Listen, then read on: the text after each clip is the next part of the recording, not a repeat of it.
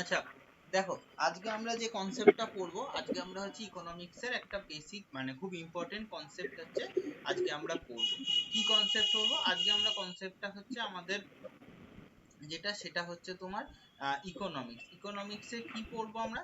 ইকোনমিক্সে আজকে আমরা পড়বো হচ্ছে এই যে ইনফ্লেশন। ইনফ্লেশন মানে কি? ইনফ্লেশন মানে হচ্ছে তোমার ধরো কোনো একটা তোমার হচ্ছে, ধরো ইনফ্লেশন মানে কি? ইনফ্লেশন মানে লেখা আছে increase in the general level of price of the goods and service. লেখার কিছু নেই, জিনিসটা হচ্ছে তোমার ইয়ে করা, মানে জিনিসটা হচ্ছে বেসিক কনসেপ্ট গুলোর সাথে যে বেস জিনিসগুলো বোঝাবো সেইটার সাথে জিনিসটা বোঝো। দেখো কি বলেছে, জেনারেল প্রাইস অফ লেভেল মানে কি? ধরো কোনো একটা জিনিসের দাম আগে ছিল হচ্ছে তোমার, ধরো কোনো একটা জিনিসের দাম আগে ছিল হচ্ছে 100 টাকা 2025 সালে। 2026 সালে সেই জিনিসটার দাম হচ্ছে 120 টাকা। সাপোজ ধরো হচ্ছে চাল, রাইসের দাম, কিছু বললো দিদি তো, ওরে আওয়াজ হলো।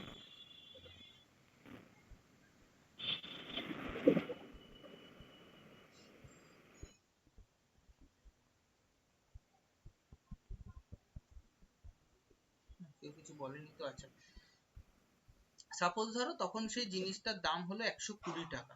এই চালের দামই এই যে এইটাকেই বলা হয় হচ্ছে তোমার, যে জিনিসটা যে তোমার হলো দামটা বাড়লো, এই মূল্য বৃদ্ধিটাকে, দামটা বেড়ে যাওয়াটাকেই বলা হয় হচ্ছে আমাদের ইকোনমিক্স এর ভাষায় বলে হচ্ছে ইনফ্লেশন বা হচ্ছে মূল্য বৃদ্ধি। এরপর আমরা এখানে দেখছি কি বলেছে, inflation, purchasing power decreases in case of হচ্ছে ইনফ্লেশন। তার মানে কি? ইনফ্লেশন মানে হচ্ছে যখন ধরো কোনো একটা জিনিসের দাম, ধরো তোমার ইনকাম হচ্ছে এখন 10,000 টাকা, একটা রুটির ইয়ের দাম ধরো হচ্ছে, একটা রুটির বাস্কেটের দাম 50 টাকা। তার মানে তোমার কি হলো, সেখানে তুমি কটা রুটি কিনতে পারবা? 2000 খানা রুটির এরকম বাস্কেট কিনতে পারবা। ধরো তোমার ইনকাম আছে হচ্ছে 10,000 টাকায়, কিন্তু রুটির বাক্সটার দাম হয়ে গেল হচ্ছে 100 টাকা, তার মানে তুমি কটা কিনতে পারছো?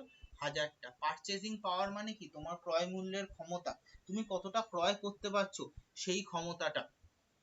ঠিক আছে? এই জিনিসটা ধরো তুমি আগে কি, আগে হচ্ছে 2000 খানা কিনতে, এখন হচ্ছে 1000 খানা কিনছো, তার মানে কি? তোমার হচ্ছে পারচেজিং পাওয়ার, কেনার ক্ষমতা কমে যাচ্ছে। তাই এটা হচ্ছে কোনো কিছু জিনিসের যদি ইনফ্লেশন হয় তাহলে সেটার দাম হচ্ছে কমে যায়। এইখানে একটা আরউইন ফিশার হচ্ছে একটা কথা বলেছে, কথাটা কি? মানি ইলিউশন হচ্ছে কনসেপ্ট, আর MV equals to PT. MV পিটিটা পরে খুঁজবো, আমি আগে পড়ি money illusion concept. Money illusion concept বলতে কি বোঝায়, আমি আগে এই জিনিসটা হচ্ছে বোঝার চেষ্টা করি। মানি ইলিউশন কনসেপ্ট কি? এই যে ধরো, যেমন যে উদাহরণটা দিলাম সেই উদাহরণটা দিয়েই হচ্ছে বোঝার চেষ্টা করো। ধরো 2025 সাল, তোমার ইনকাম ছিল হচ্ছে 10,000 টাকা। Wait, এক second, ভালো করে লিখি নাহলে বুঝতে পারবে না।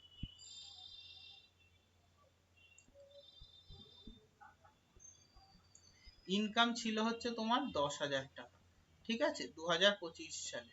তুমি 2 বছর পর তোমার গিয়ে ভাবলে, দু বছর পর তোমার কি 2027 সালে ইনক্রিমেন্ট হয়ে তোমার বাড়লো হচ্ছে তোমার ইনকামটা হলো হচ্ছে 12,000 টাকা। হলো, তুমি ভাবছে যে ভালো তো, আমার তো 2,000 টাকা দাম, জিনিসটা বাড়লো, কিন্তু দেখাচ্ছে তোমার রেন্ট তখন দিতে হতো হচ্ছে 2,000 টাকা। একটা যেখানে থেকে থাকতে সেখানে রেন্ট দিতে হতো 2,000 টাকা। আর এখন বাড়িওয়ালা, তুমি চুক্তি বাড়িয়েছো, রেন্ট করে দিয়েছে তোমার হচ্ছে, রেন্ট করে দিয়েছে 4,000 টাকা। তার মানে কত? তোমার আলটিমেট এখানে বাঁচছে কত? 8,000 টাকা। আর এখানেও তোমার আলটিমেট গিয়ে বাঁচলো হচ্ছে সেই তোমার হাতে থাকলো 8,000 টাকা। এই দুটোর মধ্যে কি কোনো চেঞ্জ হলো? আদতে কোনো চেঞ্জ হলো না। কিন্তু এইখানে তুমি দেখো, এইখানে তোমার মনে হচ্ছে না যে 2,000 টাকা ইনকাম বেশি হচ্ছে? এই যে তোমার মনে হচ্ছে 2,000 টাকা ইনকাম বেশি হচ্ছে, আদতে তোমার কোনো কিছু হচ্ছে না। কারণ কি? এখানে হচ্ছে ইনফ্লেশন জিনিসটা হয়েছে, জিনিসের মূল্য বৃদ্ধি হয়েছে। জিনিসের মানে কি খালি চাল ডাল খাবার জিনিস? যে কোনো একটা জিনিসের রেন্ট মানেও তো একটা ইনকামের সোর্স, তারও যে ভ্যালুটা বেড়েছে, সেইটা বাড়ার জন্য তোমার আদতে যে ইনকামটা বাড়েনি। এইটাই হচ্ছে তোমার, এইটাই হচ্ছে তোমার ইয়ে সাহেব বলছে, আরউইন ফিশ সাহেব বলছে যে এটাকেই বলা হয় হচ্ছে মানি ইলিউশন। বোঝা গেল মানি ইলিউশনের কনসেপ্ট কি? হ্যাঁ, হ্যাঁ।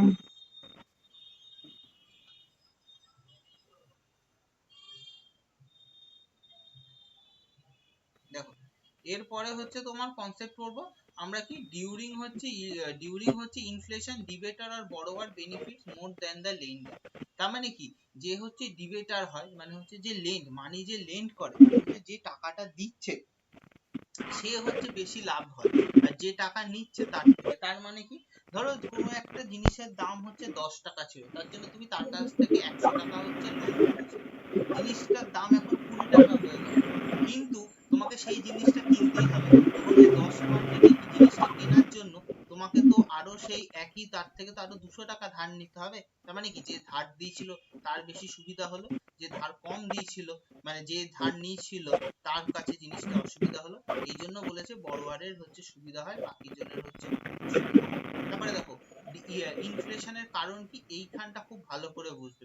এটা পুল আছে, পুল হবে না, লেখাটা ভুল আছে, হ্যাঁ এটা পুল হবে না, এখানে কারেক্ট করে নেবে। এটা হচ্ছে কস্ট পুশ, বলে দিচ্ছি ডিমান্ড পুল আর একটা হচ্ছে কস্ট পুশ। এই জিনিসটা খুব ভালো করে একটু বোঝার চেষ্টা করো। তো ডিমান্ড পুল আর হচ্ছে কস্ট পুল, এই দুটোর কনসেপ্টের মানে এই দুটো কনসেপ্ট কি দেখো কি আছে। আছে হচ্ছে তোমার ডিমান্ড পুল, ঠিক আছে। ধরো তোমার হচ্ছে 10,000 টাকা ইনকাম, বেড়ে হয়ে গেল হচ্ছে 20,000 টাকা, ঠিক আছে। তুমি 100 টাকা কেজি বাসমতি চাল খেতে, তার মানে তুমি 10 কেজি হচ্ছে চাল খেতে, কিন্তু জিনিসটার এখন দাম হয়তো তোমার হচ্ছে 20,000 টাকা, সবার বেড়েছে, সবাই এখন ওই বাসমতি চালটা খেতে চাইছে। তার মানে কি, যারা তৈরি করছে তারা বেশি আর প্রোডাকশন করতে পারছে না, তখন তারা কি করলো, এই জিনিসটার দাম হচ্ছে 200 টাকা করে দিল। এখানে কেন 200 টাকা দামটা করলো, কারণ হচ্ছে লোকের হাতে পয়সা বেশি চলে যাচ্ছে, যার জন্য চাহিদা চলে এসেছে। চাহিদা মানে কি, ডিমান্ড। এই যে ডিমান্ডটা ছিল, এই ডিমান্ডটা কি করছিল, ইনফ্লেশন এই জিনিসের দামটাকে টেনে হচ্ছে তুলে দিল, তাই জন্য এই ইনফ্লেশনটাকে বলা হয় হচ্ছে ডিমান্ড পুল ইনফ্লেশন। বোঝা গেল ডিমান্ড পুল ইনফ্লেশন কি? এই যে লেখা আছে too many dollars chasing few gifts, dollar in that sense হচ্ছে মানি। হ্যাঁ পেরেছি মানে মানে ধরো লোকের হাতে এখন প্রচুর টাকা চলে এসেছে, বুঝতে পেরেছি। তখন হচ্ছে তারা হচ্ছে একই জিনিস কিনতে চাইছে, তখন কি কোম্পানি মুনাফার জন্য জিনিসটার দাম বাড়িয়ে দিল, তার মানে কি ডিমান্ড বেশি টাকা হয়ে গেল। বেশি আর চাহিদা বেড়ে গেছে। হ্যাঁ, এবার কি এটা হবে হচ্ছে কস্ট পুশ। পুশ মানে কি, পুশ মানে হচ্ছে ঠেলা। ধরো লোকের হাতে টাকা একই আছে মোর অর লেস, কিন্তু যে জিনিসটা তৈরি হচ্ছে পেট্রোল বা ডিজেলের দাম বাড়ার জন্য তার হচ্ছে তোমার হচ্ছে কস্টিং বেড়ে গেছে, তার বেড়ে গেছে কি, তার ডেলিভারি চার্জ বেড়ে গেছে। সবচেয়ে ভালো উদাহরণ দেখতে পারবে হচ্ছে অ্যামাজন ফ্লিপকার্টে কোনো জিনিস অর্ডার দিলে। আগে এসব প্ল্যাটফর্ম ফি, কনভিনিয়েন্স ফি, মেইনটেনেন্স ফি এসব থাকতো না, কিন্তু এখন কি, এখন হচ্ছে ডে বাই ডে হচ্ছে লোকে বেশি ইউজ করছে, অত বড় সার্ভারকে মেইনটেইন করতে হচ্ছে, তাই বিভিন্ন যে ফ্যাক্টর গুলো আছে সেই ফ্যাক্টর গুলোকে মেইনটেইন করার জন্য কি হচ্ছে, এই যে সাপ্লাই সাইড ইনফ্লেশন মানে কি, increase in cost of any factor of production আর ইনপুট কস্ট, মানে কি জিনিসটা ওরা যে আলটিমেট যে প্রোডাকশনটা বেচছে সেটা বেচতে ওদের বেশি দাম দিতে হচ্ছে, ওই জন্য কি হচ্ছে জিনিসটার দাম হচ্ছে বেড়ে যাচ্ছে। তাহলে ডিমান্ড পুল আর কস্ট পুশ ইনফ্লেশন এই দুটো কি জিনিস, আশা করি বুঝতে পেরেছো, বোঝা গেছে। হুম, বোঝা গেছে। আচ্ছা, এইবার যে এই যে ইনফ্লেশনটা, এই ইনফ্লেশনের হচ্ছে আমরা হচ্ছে কজ করলাম, এবার আমরা বলবো এই যে ইনফ্লেশনটাকে মাপা হয় হচ্ছে, এবার যে ইনফ্লেশনটা হচ্ছে সেই ইনফ্লেশনটা এবার তোমাকে বুঝতে হবে যে জিনিসের দামটা যে বাড়ছে বা কমছে, এই জিনিসটা আমাকে হচ্ছে বুঝতে হবে। সেই বোঝার জন্য কি করে, অনেকগুলো ইন্ডেক্স থাকে। ইন্ডেক্স মানে কি, ধরো 5 সেন্টিমিটার মাপছি কোনো একটা দৈর্ঘ্য, সেই দৈর্ঘ্যটাকে মাপার জন্য আমরা কি করে 5 সেন্টিমিটার, যে 1 সেন্টিমিটার একটা আমাদের ফিক্সড মাপ আছে, সেই 1 সেন্টিমিটার ফিক্স মাপটাকে আমরা 5টা বার মাপতে পারছি, ওই জন্য ওই লেন্থটা হচ্ছে তোমার 5 সেন্টিমিটার হলো। সেই রকমই আমরা কোনো একটা বছরকে ধরে নেবো বেস ইয়ার ধরে, যেমন জিডিপি পড়ানোর সময় বলেছিলাম বেস ইয়ার আমরা ধরে নিই। সেই বেস ইয়ার ধরার পর আমরা পরের বছরগুলোতে মাপবো যে জিনিসটা কতটা কি বৃদ্ধি পাচ্ছে দাম, সেইটা দিয়ে যে মাপি এইখানে হলো, সেগুলোকে বলা হয় তোমার ইনফ্লেশনের প্রাইস ইন্ডেক্স। এবার প্রাইস ইন্ডেক্সে কিরকম আছে, যেমন ধরো হোলসেল প্রাইস ইন্ডেক্স, যেমন কি জিনিসের কি হয়, আমরা ধরো কোনো একটা জিনিস তুমি কিনছো, ধরো পেন কিনছো, ধরো তুমি ইউজ অ্যান্ড থ্রো পেন কিনছো, আগে পাওয়া যেত 2 টাকায়, কিন্তু তুমি যদি কোনো কারণে দেখতা ওই তুমি 10টা পেন একসাথে কিনতে, ওরা কত নিত, ওরা নিত হচ্ছে 18 টাকা, তখন জিনিসটার দাম কত হয়ে যেত 1 টাকা হচ্ছে 80 পয়সা। তার মানে কি আরো ধরো এরকম যে বড় ব্যবসায়ী সে আরো লামসাম অ্যামাউন্ট একসাথে কিনছে, তার মানে তার ক্ষেত্রে দামটা কম পড়ছে। এবার জিনিসের যদি দাম বাড়ে, যে হোলসেলার তার কাছেও দাম বাড়বে, তার তার আলটিমেট এফেক্ট গিয়ে পড়বে কনজিউমারের উপর। ওই জন্য ইনফ্লেশন যেমন একটা ছোট্ট জিনিসের দাম বাড়লে সবার উপরে গিয়ে হোলসেলার থেকে আপ টু কনজিউমারের কাছে গিয়ে এফেক্ট করে, সেরকম আমরা তোমার হচ্ছে একজন যে কোনো একটা আমাদের প্রাইস ইন্ডেক্স গুলো হোলসেল প্রাইস ইন্ডেক্স আর কনজিউমার প্রাইস ইন্ডেক্স এর মধ্যে গিয়েও হচ্ছে এফেক্ট করে। কি বলেছে দেখো লেখা আছে more weights to the manufactured goods. হ্যাঁ, যে কোনো জিনিস হচ্ছে যে জিনিসগুলো ম্যানুফ্যাকচার্ড হচ্ছে মানে আলটিমেট তৈরি হচ্ছে তার উপরে বেশি স্ট্রেস দেয়। অবশ্যই যে জিনিসগুলো হচ্ছে ম্যানুফ্যাকচার্ড হচ্ছে সেগুলোই তো হোলসেলার রিটেলার আলটিমেট গিয়ে কনজিউমারের কাছে আসছে, ওই জন্য তার উপর এটার উপর বেশি ওয়েটেজ দেয়। ওয়েটেজ মানে গুরুত্ব দেওয়া। কি বলেছে does not capture the change in the price of the services. Services মানে কি, ধরো তুমি একটা কোনো কাজ করছো, তুমি কাজ করছো মানে কি সার্ভিস দিচ্ছ, কিন্তু তুমি তো কোনো কিছু প্রোডাকশন করছো না। এই জন্য যদি না করা হয়, এই জন্য সার্ভিসেস এর চার্জটাকে ধরা হয় না। 2011-12 চার্জ মানে তোমার এটাকে বেসিয়ার ধরা হয়। কি বলেছে পাবলিশ করে কি office of economic adviser ministry of commerce and industry. আমাদের মিনিস্ট্রি অফ ফিনান্সে অনেক কটা হচ্ছে সাব মিনিস্ট্রি আছে, ministry of commerce industry, ministry of তোমার হচ্ছে কর্পোরেট, মিনিস্ট্রি অফ স্ট্যাটিস্টিক্স আর হচ্ছে ministry of statistics and programme implementation. ঠিক আছে, তার মধ্যে একটা অফিস হচ্ছে ইকোনমিক অ্যাডভাইজার, মানে যে মুখ্য আর কি অর্থনৈতিক উপদেষ্টা, তার অফিস থেকে করা হয়। কি করা হয় more weightage on food item. Yes, তার মানে কি আমরা যে বিভিন্ন সবজি বা সব জিনিস আমরা কি করি, আমরা হচ্ছে হোলসেলে হচ্ছে কিনে আনি, এই জন্য তোমার হচ্ছে ফুড আইটেমস এর উপর এই যে তোমার হচ্ছে এই জিনিসটা করা। আচ্ছা, এরপর হচ্ছে সরি ওটা হচ্ছে কনজিউমার, সরি এইটা হলো হোলসেলে। এরপর আসবে হচ্ছে কনজিউমার প্রাইস ইন্ডেক্স। এবার কনজিউমার প্রাইস ইন্ডেক্সটা কি হয়, আলটিমেট যারা ভুক্তভোগী, মানে ভুক্তভোগী ইন দ্য সেন্স যারা ভোগী, মানে আলটিমেট যারা জিনিসটাকে কনজিউম করছে, যারা আর কি ইকোনমিতে ডিরেক্ট টাকাটা ইনফিউজ করছে, তাদের উপর যে প্রাইস ইন্ডেক্সটা করা হয় সেটাকে বলা হয় কনজিউমার প্রাইস ইন্ডেক্স। কি করা হয় more weightage on food items. কারণ কি আমরা চিপস হোক, খাবার হোক, তোমার হচ্ছে রেশন হোক বা তেল হোক, সবকিছু আমরা হচ্ছে মোরাললেস সেগুলো ফুড আইটেমস, এই জন্য ফুড আইটেমস এর উপর এর ওয়েটেজ দেয়। অন্য আইটেমস এর উপরও দেওয়া হয়, বাট মেইনলি দেওয়া হয় হচ্ছে তোমার ফুড আইটেমস এর উপর। কি বলেছে চেক ফ্রম কনজিউমার পার্সপেক্টিভ। কেন বললাম কনজিউমার পার্সপেক্টিভ, কারণ কনজিউমারের তোমার হচ্ছে এন্ডে জিনিসটাকে মাপা, এটারও বেস ইয়ার 2011-12। এটা কে করে, এটা হচ্ছে এনএসও, ন্যাশনাল স্ট্যাটিস্টিক্স অফিস। এটা ছিল আগে। মা, হ্যাঁ কি হয়েছে, কিছু না কিছু না। এনএসও মানে হচ্ছে ন্যাশনাল স্ট্যাটিস্টিক্স অফিস, আগে এটা ছিল হচ্ছে NSSO, national sample survey organisation. এই যে আমাদের বিভিন্ন যে কোনো একটা কিছু যে সরকার নীতি নির্ধারণ গুলো করে, বিভিন্ন সময় এগুলো নিয়ে হচ্ছে স্ট্যাটিস্টিক্যাল সার্ভে গুলো হয়। সেই সার্ভে গুলো হওয়ার পর তারা হচ্ছে সরকারের কাছে ফিডব্যাক দেয়, তারপর জিনিসগুলো হচ্ছে আসে। এটা কই করে, ওই যে বললাম ministry of statistics and programme implementation. কি বলেছে RBI uses CPI to target হচ্ছে ইনফ্লেশন। আরবিআই কি বলে, আরবিআই আর আমাদের হচ্ছে যে ফিনান্স মিনিস্ট্রি, তারা একসাথে হচ্ছে কম্বাইনে কাজ করে দেশের নীতি নির্ধারণ কি কি হবে। আরবিআই কি করে, আরবিআই করে হচ্ছে একটু পরে বলছি, আরবিআই করে হচ্ছে বিভিন্ন ব্যাংকগুলোর হচ্ছে রেট কি হবে, কত কি তার সিকিউরিটিজ কি রকম থাকবে, সে কত টাকা কিভাবে লোন দিতে পারবে, কত কি করতে পারবে, সেগুলোকে বলা হয় হচ্ছে আরবিআই যেটাকে করে সেটাকে বলা হয় মনিটারি পলিসি। আর সরকার যেটা হচ্ছে কত টাকা কোথায় কোন ক্ষেত্রে খরচ করবে, তারপরে ধরো সরকার ট্যাক্সে কতটা ছাড় দেবে, কোন খাতে কত বেশি বিনিয়োগ করবে, বা কোন পিএসইউটাকে ডিসইনভেস্টমেন্ট করে দেবে, বা কোনটাকে কোন ক্ষেত্রটাকে তোমার হচ্ছে সরকার অ্যাকোয়ার করতে চাইবে, এই জিনিসগুলো যেগুলো করে এগুলোকে বলা হয় হচ্ছে তোমার ফিসকাল পলিসি। ঠিক আছে, ওই যেমন আগের দিন পড়ছিলে ফিসকাল ডেফিসিট, ঠিক আছে সেরকম তাই হচ্ছে ফিসকাল। আচ্ছা, কনজিউমার প্রাইস ইন্ডেক্স এর কি অনেক কটা হয়। ইন্ডাস্ট্রিয়াল ওয়ার্কার, দেখো আমরা আলটিমেট যারা কনজিউমার হয়, কনজিউমার তো বিভিন্ন হয়, একটা হয় যারা একদম হচ্ছে ওয়ার্কিং ক্লাস ইন্ডাস্ট্রিয়াল, আরেকটা ওয়ার্কিং ক্লাসের মধ্যে কি যারা হচ্ছে একদম তোমার হচ্ছে প্রাইমারি সেক্টরে এগ্রিকালচার ওয়ার্কার্স হয়, রুরাল ওয়ার্কার্স এর মধ্যে হয়, মানে সবাই তো এগ্রিকালচার ওয়ার্কার্স এর মধ্যে সবাই তো এগ্রিকালচার না, রুরালে আরো যারা হচ্ছে তোমার মাটি কাটা বা বিভিন্ন মেশিনারিজ জিনিসের সাথে যুক্ত সেটা। আচ্ছা, সিপিআই কম্বাইন্ডে কি নেওয়া হয়, আরবান নেওয়া হয়, রুরালে। আরবানে কি নেওয়া হয়, আরবানে ধরো যারা সার্ভিসেস এর সাথে যুক্ত আছে তাদের নেওয়া হয় এটা। এইখানের মধ্যে দেখো অনেক কিছু লেখা আছে, এগুলো পড়তে পারো, বাট মেইন জার্ন হচ্ছে কম্বাইন্ড নিয়ে এই জিনিসটাকে হচ্ছে করা হলো বেস ইয়ার গুলো। এরপর হচ্ছে বিভিন্ন রকমের হচ্ছে ইনফ্লেশন, এই জায়গাটা একটু বোঝা যাচ্ছে দেখেন কি কি ইনফ্লেশন হয়। ধরো জিনিসপত্রের দাম, ধরো আজ 100 টাকা ছিল, 103 টাকা হলো, তারপরে হচ্ছে 4 টাকা, সেটারই হচ্ছে আবার 3% বাড়লো, ওই 100 তোমার হচ্ছে তোমার হচ্ছে 100, তোমার হচ্ছে 6 টাকা 9 পয়সা এরকম করে করে করে যে আসতে। ক্রিপ মানে হচ্ছে দুলকি, মানে হচ্ছে আস্তে আস্তে চলা, বা গোদা বাংলায় বললে তাকে বলে খুঁড়িয়ে চলা। সে কোনো একটা ইনফ্লেশন মানে জিনিসপত্রের দামটা যদি খুব আস্তে আস্তে বাড়ে সেটাকে বলা হয় হচ্ছে ক্রিপিং ইনফ্লেশন।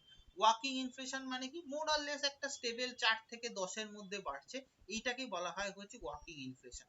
তারপরে কি রানিং ইনফ্লেশন। রানিং ইনফ্লেশন মানে কি 10 বাড়লো, প্রথম দিন 10 টাকা বাড়লো, আবার 6 মাস পরে গিয়ে আবার 20 টাকা বেড়ে গেল। এই যে এরকম একটা rapid more or less rapid চেঞ্জে বাড়ছে, এইটাকেই বলা হয় হচ্ছে রানিং ইনফ্লেশন। গ্যালোপিং ইনফ্লেশন কি 20 থেকে 100%, যেটা হচ্ছে তোমার পাকিস্তানে মাঝে মধ্যেই দেখা যায়। দুম করে ধরো হচ্ছে বন্যা চলে আসলো বা কোনো কিছু নষ্ট হয়ে গেল, তখন হুটহাট করে জিনিসপত্রের দাম বেড়ে যায়, এইটাকে বলা হয় গ্যালোপিং। গ্যালোপ করা মানে হচ্ছে তোমার হচ্ছে টপকে টপকে টপকে টপকে চলা। যেমন ক্যাঙ্গারু হচ্ছে তোমার গ্যালোপ করে করে চলে, একটা জায়গায় ভর দেয়, লাফিয়ে লাফিয়ে লাফিয়ে লাফিয়ে চলে, এই জন্য এটাকে বলা হয় হচ্ছে গ্যালোপিং ইনফ্লেশন।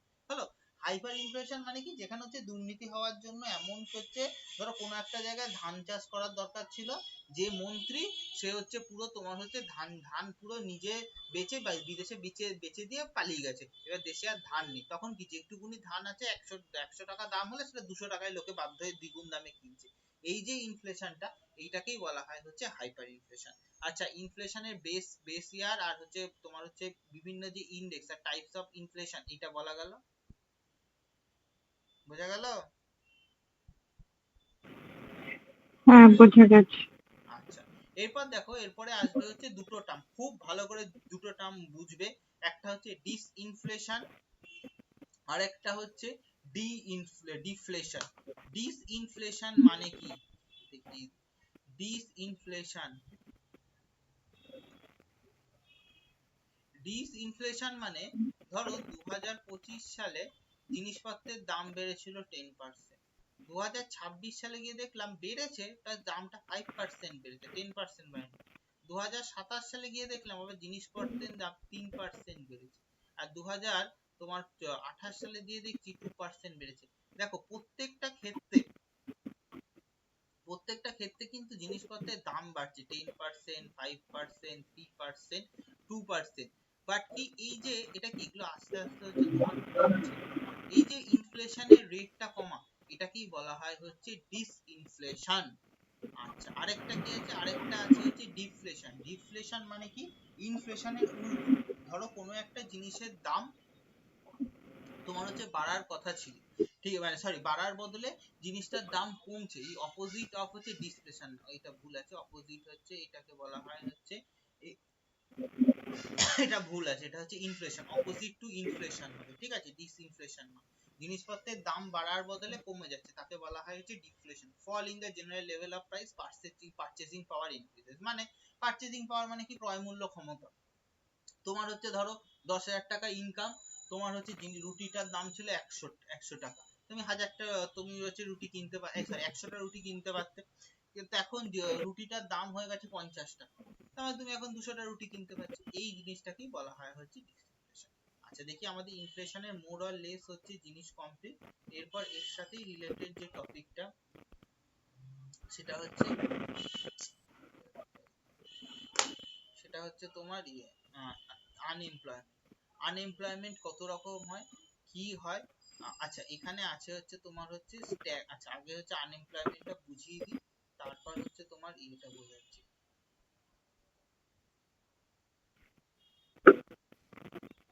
আচ্ছা, বুঝতে পারছো কি কি বলছি জিনিসটা? এটা কিন্তু ইম্পর্টেন্ট চ্যাপ্টার, তাই জন্য বারবার জিজ্ঞেস করছি বুঝতে পারছো কিনা। বুঝতে পারছি। আচ্ছা, এরপর দেখো, এরপরে হচ্ছে টাইপস অফ আনএমপ্লয়মেন্ট। আনএমপ্লয়মেন্ট মানে কি, ধরো একজন ব্যক্তি সে একটা কোনো জায়গা থেকে ইকোনমিক কোনো কিছু একটা পড়াশোনা করেছে বা কোনো একটা কাজ শিখেছে বা কোনো একটা স্কিল ডেভেলপ করেছে, তারপর সে যখন বাজারে গিয়ে বা কাজের বাজারে গিয়ে দেখছে তার সেই স্কিলটা বা তার সে যেটা শিখেছে সেটা সে অ্যাপ্লাই করে আলটিমেট কোনো জব পাচ্ছে না, বা বড় কথা সেইটা থেকে সে কোনো কিছু আর্ন করতে পারছে না, তখন তাকে বলা হয় হচ্ছে, তখন যে কন্ডিশনটা সেটা হচ্ছে সে আনএমপ্লয়েড, মানে হচ্ছে সে কাজের কোনো কাজ পাচ্ছে না। আর এই যে সিনারিওটাকে বলা হয় হচ্ছে আনএমপ্লয়মেন্ট। ভালো করে জেনে রাখো, আনএমপ্লয়েড হচ্ছে একটা হচ্ছে তোমার ইন্ডিভিজুয়াল, আর আনএমপ্লয়মেন্ট হচ্ছে একটা সিনারিও। ইকোনমিক্স এর জিনিসটা খুব সহজ ইকোনমিক্স, কিন্তু বাট প্রত্যেকটা টার্মের মধ্যে প্রচুর কথার মারপ্যাচ লুকিয়ে থাকে। ঠিক আছে, এবার দেখো কত টাইপের আনএমপ্লয়মেন্ট। এবার ধরো স্ট্রাকচারাল আনএমপ্লয়মেন্ট, যেমন কি স্ট্রাকচারাল আনএমপ্লয়মেন্ট বিভিন্ন জায়গায় হচ্ছে দেখা যায়। এরকম যেমন ধরো একজন ব্যক্তি, সে ধরো একটা কাজ করার জন্য শিখেছে একটা কোনো কিছু কাজ, কিন্তু তার যে বাজারে সেই কাজটার হচ্ছে চাহিদা, ফলে ফলে সে জব পাচ্ছে না। যেমন ধরো খুব বাস্তব উদাহরণ, এখানে তো লেখা আছে technological advancement like machinery replacing farmer labour, যত একটা সহজ ব্যাপার। সবচেয়ে বড় হিসাব, যেমন ধরো একজন পড়াশোনা করেছে, সে বিএড করেছে, সব করেছে, এমএসসি পিএইচডি সব করেছে, তার হচ্ছে স্কুল শিক্ষকের চাকরি দরকার, কিন্তু দুর্ভাগ্যের বিষয় তার সেখানে হচ্ছে স্কুল শিক্ষকের চাকরিটা নেই। তার মানে কি তার ওয়ার্কিং স্কিলটা আছে, কিন্তু তার জবের হচ্ছে অ্যাভেবিলিটিটা নেই। এইটাকেই বলা হয় হচ্ছে স্ট্রাকচারাল আনএমপ্লয়মেন্ট। এটারই অন্য সেম একটা পার্ট হচ্ছে এডুকেটেড আনএমপ্লয়েড। যেমন ধরো সে শিক্ষিত, কিন্তু সে হচ্ছে তার ডিজায়ার্ড জবটা পাচ্ছে না, ক্যাম্পাসিং হচ্ছে না বা কোনো এক্সাম হচ্ছে না বলে সেটা ডিজায়ার্ড জবটা পাচ্ছে না। এরপর হচ্ছে তোমার হচ্ছে ফ্রিকশন, এবার আসবে হচ্ছে যে তোমার হচ্ছে ফ্রিকশনাল আনএমপ্লয়মেন্ট। ফ্রিকশনাল আনএমপ্লয়মেন্ট মানে কি? এটা হচ্ছে ফ্রিকশনাল মানে কি কাল্পনিক। ধরো কেউ একজন ধরো একটা চাকরি করছে, প্রাইভেট সেক্টরে হোক বা গভর্নমেন্ট সেক্টরে, কিন্তু সে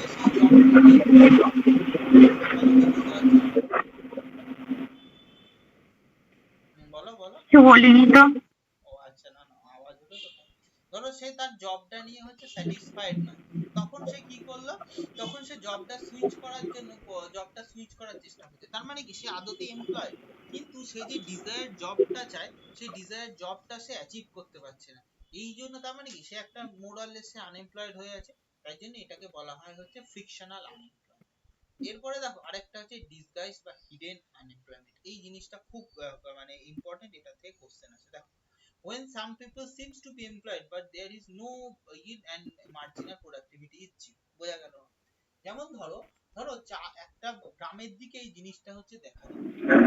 ধরো একটা জমি আছে একজনার, সেখানে হচ্ছে বাবা আর মা হচ্ছে জব, তোমার হচ্ছে চাষ করে, ধানটা বোয়ে, ধানটা রোয়ে, দিয়ে ধানটা একসাথে হচ্ছে বাদে, দিয়ে ধানটা ঝাড়াই বাছাই করে। ছেলে মেয়ে দুজনকেই পড়াশোনা শিখিয়েছে, কিন্তু চাকরি না পাওয়ার জন্য ছেলে আর মেয়ে হচ্ছে বসে আছে। তখন কি বললো যে ঠিক আছে তোরাও গিয়ে হচ্ছে কাজ কর, কিন্তু তারা তো অতটা অভিজ্ঞ নয়, তারা জিনিসটা হচ্ছে বুঝতে পারছে না। তাই সে আগেও 100 কেজি ধান ঝাড়তো, ওরা চারজন কাজ করার পরও একসাথে হচ্ছে তোমার হচ্ছে 100 কেজি ধান ঝাড়লো। প্রোভাইডেড কি হলো, আগে বাবা মা একটু রেস্ট পেত না, এখন বাবা মা একটু হচ্ছে একটু রেস্ট পাচ্ছে। কিন্তু বাট ইকোনমিক সবসময় কথা বলে হচ্ছে ফ্যাক্টস আর ফিগারের উপর। তাহলে ইকোনমিক্স এর ভাষায় কি দেখা গেল, তারা আগেও 100 কেজি ধান ঝাড়ছিল, এখনো 100 কেজি ধান ঝাড়ছে, মাঝখানে কোনো চেঞ্জ হচ্ছে না। এই যে জিনিসটা, তার মানে কি তারা যদি ডিসগাইজই থেকে গেল তাদের এমপ্লয়মেন্টটা। এই জন্য এটাকে বলা হয় হচ্ছে ডিসগাইজ বা হিডেন আনএমপ্লয়মেন্ট। লেখা আছে মার্জিনাল প্রোডাক্টিভিটি, আলটিমেট প্রোডাক্ট তো সেই 100 কেজি ধানই ঝাড়লো, তার বেশিও ঝাড়লো না কমও ঝাড়লো না। ওই জন্য তার মানে কি মাঝখানে মার্জিনাল মানে চেঞ্জটা, প্রোডাক্টিভিটির যে চেঞ্জটা সেটাকে, এটা ছিল। আচ্ছা, এরপর বলা হয় হচ্ছে তোমার সাইক্লিক্যাল আনএমপ্লয়মেন্ট। সাইক্লিক্যাল আনএমপ্লয়মেন্ট মানে কি, যখন একটা হচ্ছে তোমার ইকোনমি, এগুলো হচ্ছে যুদ্ধের পরবর্তীতে বা যুদ্ধের ক্ষেত্রে, যেখানে তখন তোমার হচ্ছে দেখা যায় না, তোমার হচ্ছে সেটা দেখা যায়। মানে যেমন ধরো একটা জায়গায় এটা দেখা যায় হচ্ছে মানে আমেরিকাতে দেখা গিয়েছিল আর জার্মানিতে প্রথম আর দ্বিতীয় বিশ্বযুদ্ধের মাঝখানের সময় দেখা গিয়েছিল। প্রথম বিশ্বযুদ্ধে জার্মানির উপরে এত একটা বড় স্যাংশন মানে তোমার স্যাংশন চাপানো হয়েছিল, জার্মানিকে এত টাকা দিত তো জার্মানির হাতে রাজস্ব কিছু থাকতো না। এবার সরকারের হাতে যদি রাজস্ব না থাকে, আগের দিন তো বাজেটে পড়লে সরকার কেন খরচা করে, এক্সপেন্ডিচার করে, যাতে কি রোডটা বানাচ্ছে বা ব্রিজটা বানাচ্ছে, সরকার এটা জানে আমি এত অনেক টাকা ইনভেস্ট করে দিলাম। কিন্তু কি হলো, আমি অ্যাসেট তৈরি করলাম, কি হলো অ্যাসেটটা তৈরি করার পর কি সেখান থেকে রেগুলার আমার সেটার থেকে হচ্ছে তোমার মানি আসবে, আমি টোল বসাবো, তার থেকে ব্রিজের থেকে ট্যাক্স বসাবো, ভেহিকেলের ওপর আমার সেটার থেকে টাকা আসবে। তার মানে এইটা টাকার পর এখানে কি ধরো সেরকম একটা যুদ্ধের পরিস্থিতি, সরকার সেখানে অল্প অল্প করে টাকা ঢালছে, তার মানে ইকোনমিটা হচ্ছে রিভাইভ হচ্ছে। কিন্তু ধরো একজন পিএইচডি করা লোকজন, সে যখন রিভাইভ করছে, তাকে তো সরকার কোটি কোটি টাকার জব দিতে পারবে না, ম্যাক্সিমাম তাকে কি দেবে, তোমার তাকে হয়তো দিল হচ্ছে হয়তো একটা কোনো স্কুল টিচারের জব। তার মানে কি সে হচ্ছে পাওয়া যায়, কিন্তু হচ্ছে অপরচুনিটিটা এমপ্লয়মেন্ট, কিন্তু অ্যাজ সাচ নিজের জিনিসটার মধ্যে সে পেলো না। এইটাকেই বলা হয় হচ্ছে সাইক্লিক্যাল আনএমপ্লয়মেন্ট। মানে কি, ইকোনমি হচ্ছে একবার ডাউন হলো তার জব চলে গেল, ইকোনমি ডাউন হলো তার জব চলে গেল, আবার ইকোনমি রিভাইভ করছে, আস্তে আস্তে জব যাচ্ছে, আবার ডাউন হলে তার জব চলে গেল।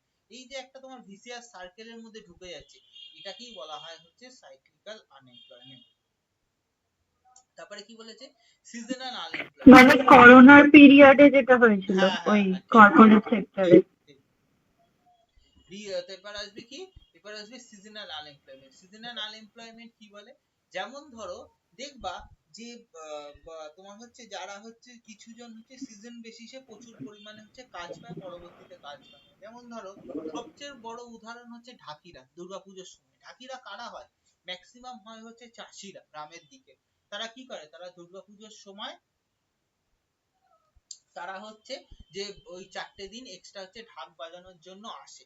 তারপর কি হয়, দুর্গাপুজো বা পুজো পার্বণ শেষ হয়ে গেলে তারা আর সেই জিনিসটা হচ্ছে পায় না। মানে কি, employees based on seasonal basis. এখানে দেওয়ালি দিয়ে দিয়েছে, আমি তোমাকে একদম দুর্গাপুজো যেহেতু আমাদের সেটা রিলেটেড, আমি জিনিসটা তোমাকে এইটা দিয়ে বুঝাই, ঠিক আছে। এই জিনিসটাকে বলা হয় হচ্ছে তোমার সিজনাল আনএমপ্লয়মেন্ট। মানে একটা সিজনে ওয়াইজে তারা এমপ্লয়েড, আর একটা সিজনে তারা হচ্ছে আনএমপ্লয়েড। এই জিনিসটাকে বলা হয় হচ্ছে সিজনাল আনএমপ্লয়মেন্ট। এই আনএমপ্লয়মেন্টের যতগুলো ভাগ বললাম সেটা দেখো, আমি জাস্ট 2 মিনিট আমি জলটা খেয়ে হচ্ছে আসছি। তারপরে হচ্ছে তোমার ইয়েটা বোঝাবো, ফিলিপ কার্ভস। আর হচ্ছে তোমার এখানে কি আছে, এখানে হচ্ছে স্ট্যাগফ্লেশন। স্ট্যাগফ্লেশনটা কি বলে সেই জিনিসটা বোঝাবো। দেখে নাও একবার উপর সাইডের জিনিসগুলো একবার মেমোরাইজ করো, আমি আসছি।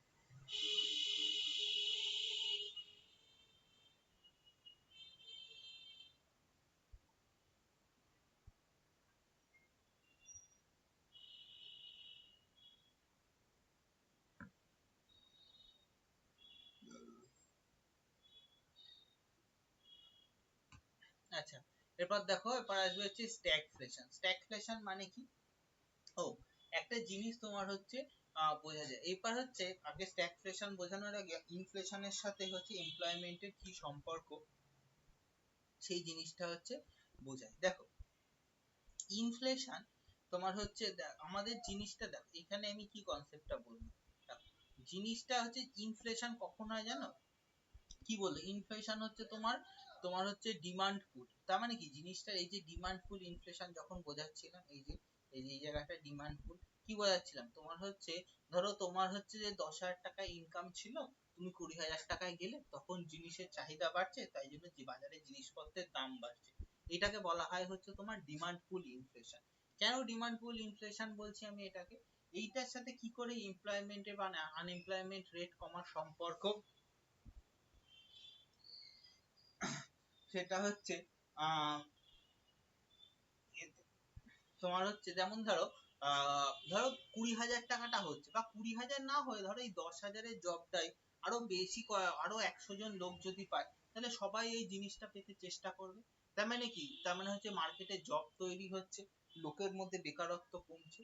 তার মানে কি, যত ইনফ্লেশন বাড়ছে মানে আমাদের বুঝতে হবে কিছু না কিছু টু সাম এক্সটেন্ডে হচ্ছে তোমার হচ্ছে বেকারত্ব কমছে বা আনএমপ্লয়মেন্ট কমছে। এইটাকেই হচ্ছে তোমার বলা হয় হচ্ছে, এইটাই হচ্ছে যে কার্ভের সাহায্যে দেখানো হয়, এটাকেই বলা হয় হচ্ছে ফিলিপ কার্ভ। দেখো কি লেখা আছে, যে হাই ইনফ্লেশন হয়েছে তখন হচ্ছে লো এমপ্লয়মেন্ট হয়েছে, কিন্তু আবার লো ইনফ্লেশন মানে জিনিসপত্রের দাম বাড়ছেই না, কমে যাচ্ছে, তার মানে কি তখন হচ্ছে লোকজন হচ্ছে বেকারত্ব বৃদ্ধি পেয়েছে। ফিলিপ কার্ভ বুঝতে পারলে?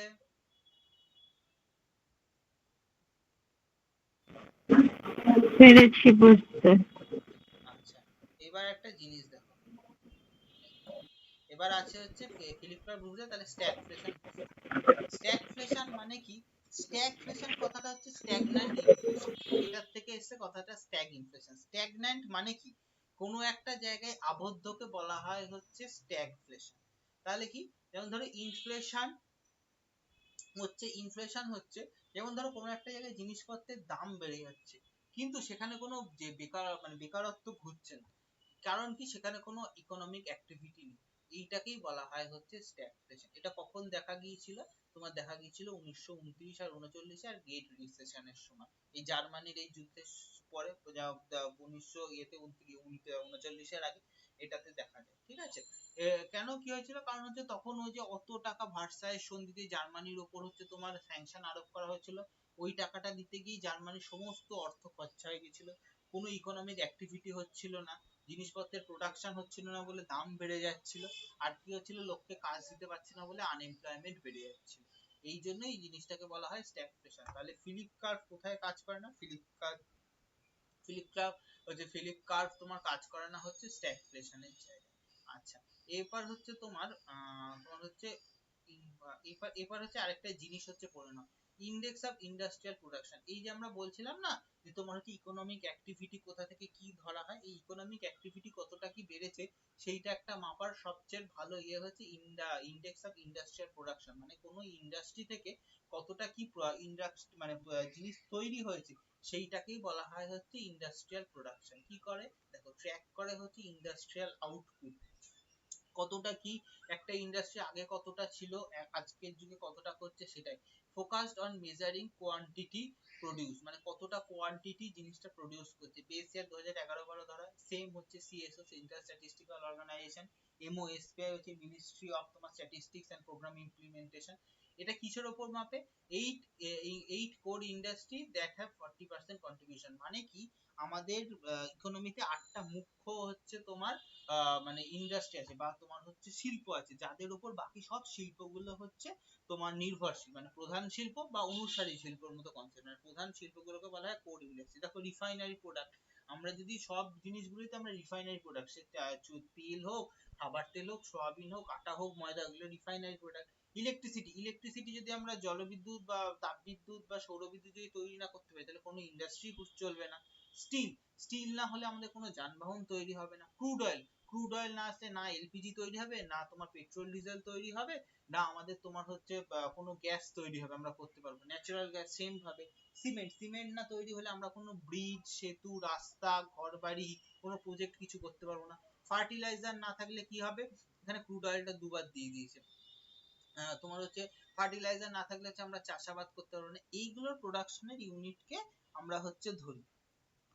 ঠিক আছে, এগুলো হচ্ছে, এই জিনিসটা হচ্ছে তোমার ইনফ্লেশন আর হচ্ছে আনএমপ্লয়মেন্টের কনসেপ্ট। চলো, পরে আসবে বাজেট ট্যাক্সেশন, আগের দিন পড়েছো 6। আচ্ছা, এক সেকেন্ড ওয়েট, দেখি মানি অ্যান্ড ব্যাংকিংটা কোথায়, এই তো মানি অ্যান্ড ব্যাংকিং। আচ্ছা, এখানে একটা জিনিস দেখো, মানি আর,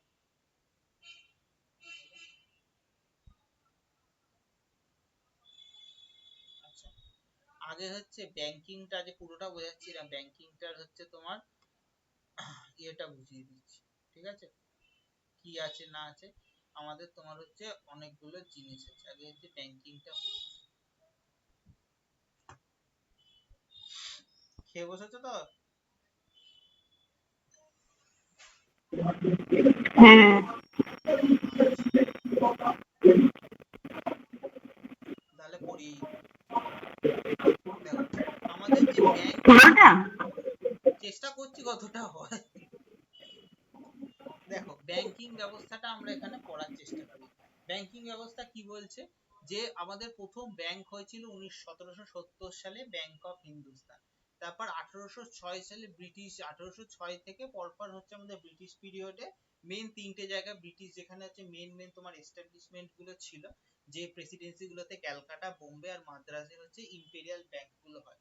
দেশ স্বাধীন হওয়ার পর, স্বাধীন হওয়ার আগে 1921 সালে এগুলোকে যখন প্রথম মার্চ করা হয়, এগুলোই হয় হচ্ছে ইম্পেরিয়াল ব্যাংক অফ ইন্ডিয়া। আর 1955 সালে যখন দেশ স্বাধীন হওয়ার পর এই ব্যাংকটাকেই বলা হয়, আজকের যে ব্যাংকটাকে বলে লাঞ্চের পরে আসুন ব্যাংক, সেটা হচ্ছে স্টেট ব্যাংক অফ ইন্ডিয়া।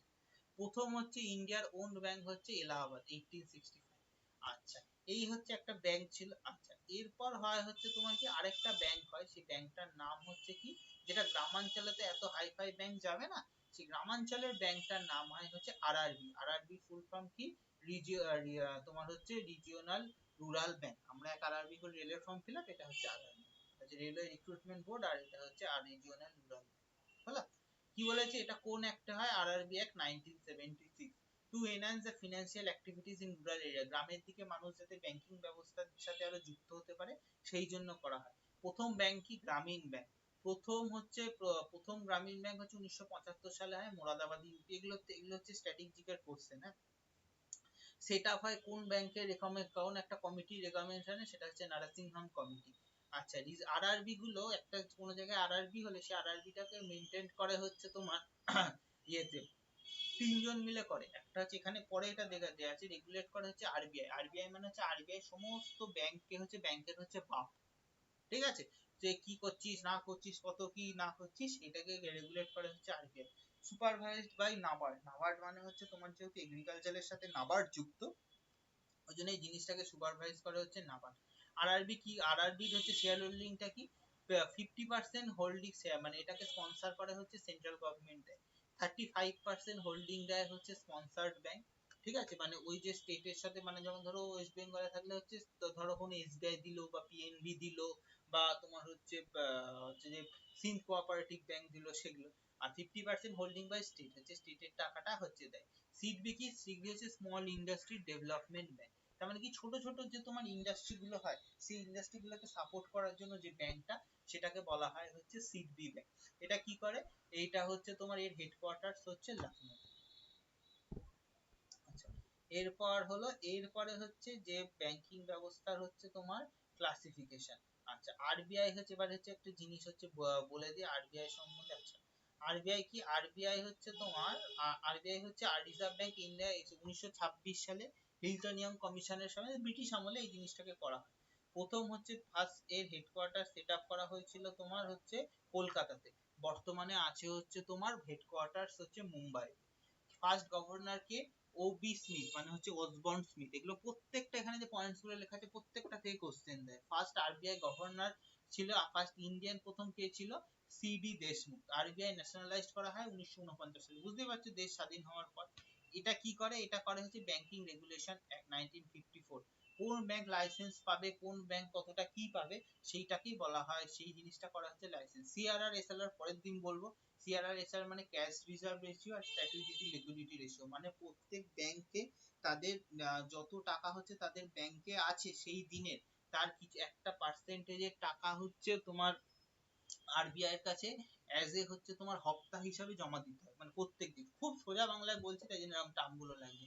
সেটাকে বলা হয় ক্যাশ রিজার্ভ রেশিও। এসএলআর কি, ডাইরেক্ট ক্যাশ নেয়, গোল্ড আর হচ্ছে তোমার সিকিউরিটিজ এর মাধ্যমে, সেটা হচ্ছে তোমার বন্ডের মাধ্যমে দিতে হয়, সেটাকে বলা হয় স্ট্যাটিউটরি লিকুইডিটি রেশিও। তার মানে হচ্ছে ইন্টারেস্ট রেট, যে কত রেটের নিচে তোর পছন্দের লোক বলে তুই কাউকে, নর্মালে পাবলিকের জন্য 10% রেট, আর তোর কাউকে পছন্দ বলে 5% রেটে তাকে লোন দিয়ে দিবি, সেটা চলবে না। এই জিনিসটাকে বলা হয় হচ্ছে তোমার ইন্টারেস্ট রেট। আচ্ছা, এ কি করে, রিজার্ভ ব্যাংক হচ্ছে পয়সা ছাপায়, টাকার নোট ছাপায়, বাট কি তোমার হচ্ছে 1 টাকার নোট হচ্ছে ছাপায় হচ্ছে আমাদের তোমার হচ্ছে আমাদের যে অর্থ মন্ত্রক। 1 টাকার নোট যদি কোনোদিন দেখো, 1 টাকার নোটের তলায় দেখবা হচ্ছে মিনিস্টার অফ ফিনান্সের সেক্রেটারি হচ্ছে সই থাকে। আর তোমার বাকি হচ্ছে নোটগুলোতে দেখবা আরবিআই এর যে গভর্নর, সে আরবিআই গভর্নরের হচ্ছে সই থাকে। আচ্ছা, লিগাল টেন্ডার, প্রত্যেকটা কারেন্সি হচ্ছে লিগাল টেন্ডার, এটাকে ফিয়াট মানি বলে, মানে যেটা আর কি তোমার ইয়ে হয়। আর প্লাস্টিক মানি যেগুলো হচ্ছে ভিজিবল মানি না, কিন্তু কোনো একটা জায়গায় মানিটা হচ্ছে ইনফিউজ করা থাকে, যেমন ডেবিট কার্ড, ক্রেডিট কার্ড, এগুলো হচ্ছে। হট মানি হচ্ছে যেগুলো হচ্ছে স্টক ডিপোজিট বন্ড। মানে কি, হট মানি হচ্ছে মানে কি, কোনো একটা জিনিস হট মানে কি, যেটা হচ্ছে খুব ভলাটাইল, একটা হচ্ছে স্ট্যাটিক নয়, বারবার হচ্ছে চেঞ্জ হয়। যেমন ধরো হচ্ছে তোমার স্টক বা কোনো কিছুর বন্ড মানে কি, ধরো আমি ইরানের ইয়েতে যুদ্ধ লেগেছে, আমি জানি যে তেলের দাম বাড়বে বলে আমি কি করলাম, আমি তেলের স্টকসে টাকা ঢেলে দিলাম, হলো তেলের দাম বাড়ছে বাড়ছে বাড়ছে, ঠিক আছে। হুট করে যুদ্ধ হচ্ছে থেমে গেল, হরমুজ খুলে দিল, এবার তেলের সাপ্লাই আস্তে আস্তে হচ্ছে বাজারে চলে আসতে নরমাল হয়ে গেল, তার মানে কি তখন তেলের স্টক গুলো চচ্চর করে পড়ে গেল। এইটাকেই যে স্টকস মানে কি, এই যে তোমার হচ্ছে স্টকসটা আপ ডাউন করে, এই জন্য এটাকে বলা হয় হচ্ছে হট মানি। আর আরবিআই হচ্ছে সব জায়গায় নোট ছাপায়, ওই যে মানিটারি পলিসি, এই যে জিনিসগুলোকে কন্ট্রোল করে, এটাকেই বলা হয় হচ্ছে monetary policy. Lender last resort and the banks of banks মানে কি, কোনো ব্যাংকের যদি টাকা ফুরিয়ে যায় তখন আলটিমেট হচ্ছে আরবিআই এর কাছে হচ্ছে সেই টাকাটা হচ্ছে থাকে, সেটাকেই বলা হয় লেন্ডার লাস্ট রিসর্ট। আর হচ্ছে ব্যাংক অফ ব্যাংক, কোনো ব্যাংকের আলটিমেট হচ্ছে কোনো ব্যাংক বেশি টাইপু করলে আরবিআই দেয় হচ্ছে, যেমন দেখলা না পেটিএম পেমেন্টস ব্যাংকের ছিল, আরবিআই এর গাইডলাইন শুনলি বলেছে পেটিএম পেমেন্টস ব্যাংকের ইয়ে বন্ধ করে দিয়েছিল। আচ্ছা, এবার বলছে ক্লাসিফিকেশন অফ হচ্ছে ব্যাংকিং সিস্টেম। এবার আরবিআই নিয়মে দুটো হয়, একটা হচ্ছে শিডিউলড ব্যাংক আর একটা হচ্ছে নন শিডিউল কমার্শিয়াল। নন শিডিউল কমার্শিয়াল ব্যাংক জানার দরকার নেই, মানে মোরালেস হচ্ছে ভুলভাল ব্যাংক, মানে যেগুলো হচ্ছে ওই মানে তোমার ফেক, সেগুলো হচ্ছে নন শিডিউল ব্যাংক। এই শিডিউল ব্যাংকের মধ্যে দুটো থাকে, একটা হচ্ছে কমার্শিয়াল ব্যাংক আর একটা হচ্ছে কোঅপারেটিভ ব্যাংক।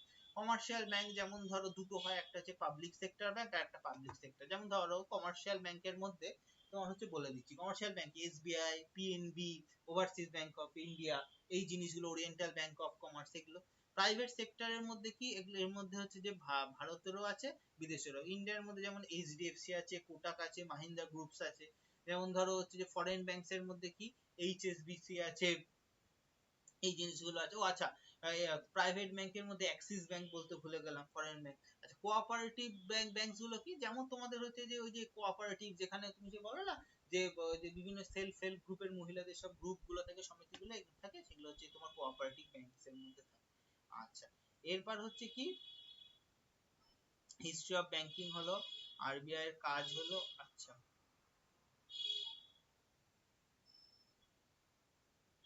আচ্ছা পরের দিন এই জায়গাটা বোঝাবো। আচ্ছা, আদার ফিনান্সিয়াল ইনস্টিটিউশন গুলো বলে দিই। নাবার্ড কি করে, নাবার্ড হচ্ছে national bank for agriculture and rural development, মানে হচ্ছে চাষীদের লোন বা সিড ব্যাংক এইসব দেওয়ার জন্য যে একটা, এবার সবসময় তো আরবিআই এর গিয়ে এগুলো কাজ করা সম্ভব না, আরবিআই তো অন্য কাজ আছে, এই যে কাজগুলো করে এগুলো করে হচ্ছে নাবার্ড। হাইলাইটার দিয়ে করে রাখো, প্রত্যেকটা যে ব্যাংক গুলো আছে তার হেডকোয়ার্টার আর কোন কমিটির রেকমেন্ডেশনের থ্রু দিয়ে হয়েছিল। এটা যেমন সিবরামান কমিটির রেকমেন্ডেশন দিয়ে হয়েছিল, এর ফাংশন কি। তারপরে ন্যাশনাল হাউজিং ব্যাংক, সরকার কোনো হচ্ছে হাউজিং প্রজেক্ট করলে এইটার থেকে লোন নেয়। সেবি, সেবি হচ্ছে এই যে এখন যত তোমার হচ্ছে শেয়ার মার্কেট, স্টক, সব কিছুর অথরিটি হচ্ছে SEBI, security and exchange board of India.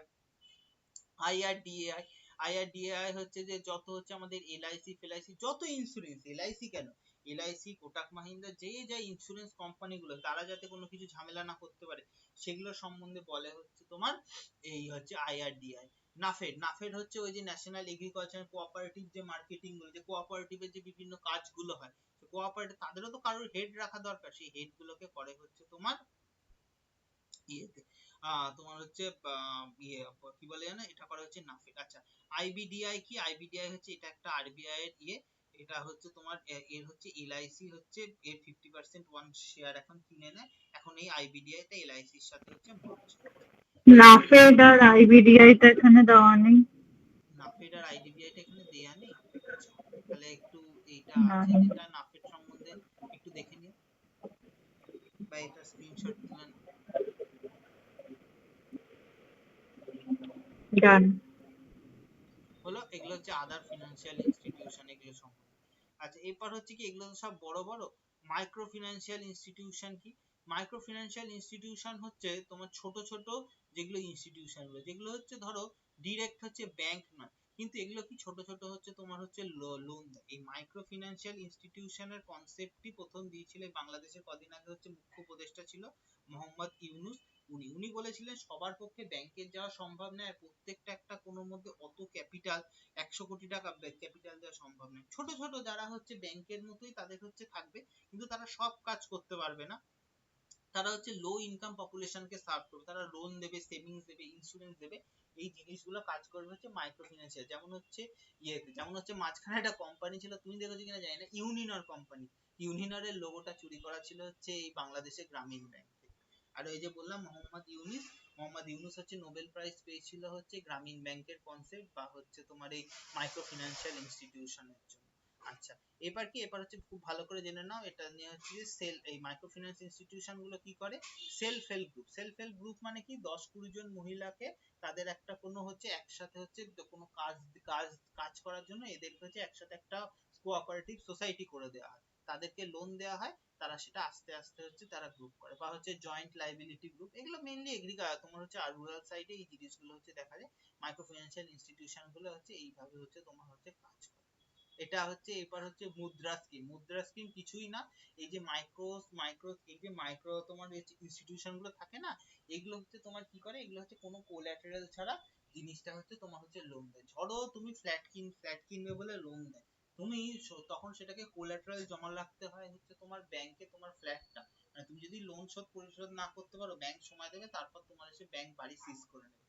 দেখবা অনেক সময় আনন্দবাজার বা কোনো কিছুতে বড় বড় পেপারে অ্যাড দেয় না, যে এই ব্যাংক দুপাতা ধরে গুটি গুটি গুটি গুটি করে লেখা, তার মানে কি ওগুলো হচ্ছে তোমার অ্যাডভার্টাইজমেন্ট দিয়ে বলে দেয় যে ব্যাংক এরা হচ্ছে লোন পরিশোধ করতে পারেনি, এদের টাকাগুলো হচ্ছে নিয়ে নেওয়া হলো।